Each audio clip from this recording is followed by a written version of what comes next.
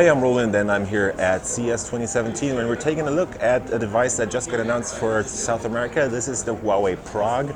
That's actually the device that made the rounds through the FCC, for example, as the PRA LX1. That is now called Huawei P9 Lite 2017 for South America. It's going to launch under the Honor brand in other countries as the FCC listings let us know earlier. And it is a rather low-end but kind of interesting device because it offers a lot for not that much money. They said it was going to cost around $350 in Mexico, for example, but they have very high taxes on smartphones, so it should actually retail worldwide for a price around 250 euros, I would guess, for example. So it's going to be a bit less than what they're charging in South America, where the taxes are very high. This is a 5.2-inch smartphone running at Full HD panel, and as you can see, this is a gorgeous screen for that price. Colors really pop. The contrast is also very good, and color reproduction seems pretty much great. So if you turn the device around and flip it, no colors are bleeding there, and there's no issues with how colors are displayed. Looking at the bezels here, they're not the smallest, and there's also this black inner bezel as usual on many phones that have a white front. I don't know about the other colors, but I think there's going to be a black one, a gold one, and a pink one of the P9 Lite 17 too. It runs full HD resolution, so as you can see, we have a very crisp it's displaying fonts and stuff very crisply here, and it generally just looks very good.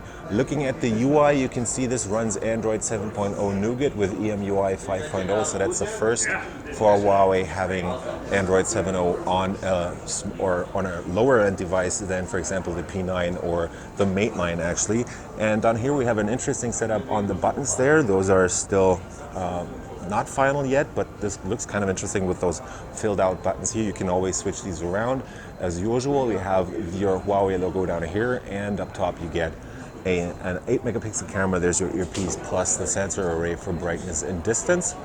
And looking at the device from the sides, you might be able to see that this has this 2.5D curved glass cover here on the front, which should be pretty scratch resistant. Looking at it from the side, you'll see that this actually looks like metal, but it is not. So this is just a plastic frame that goes around the device, but it still feels, well, kind of premium for a low range device. There's a power button right here, which feels a little bit wobbly, as you can see.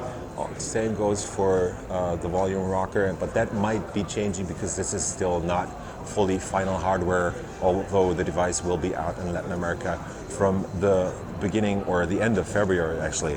We have a 3.5mm headset jack right there, plus your noise canceling microphone, and if you go further around, you'll see the micro SD card slot, also doubling as a dual SIM card tray right here, so you can extend the storage. Storage is actually different depending on the countries. You will have 3 gigs of RAM at least, combined with 16 gigabytes of flash storage in Latin America. There's probably going to be versions with more flash memory in there, so 32 gigabytes I think in other countries, and they even said that there might even be models with 4 gigabytes of RAM in this case. So down here we have a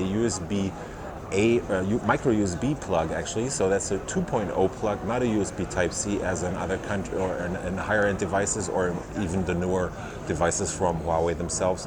They're sticking with micro USB here, and it does support fast charging on its 3000 milliamp hour battery right here. So on this side there's your single speaker, and over here we have the typical placement with those holes that are just looking like speakers, but this one is actually only the microphone in here.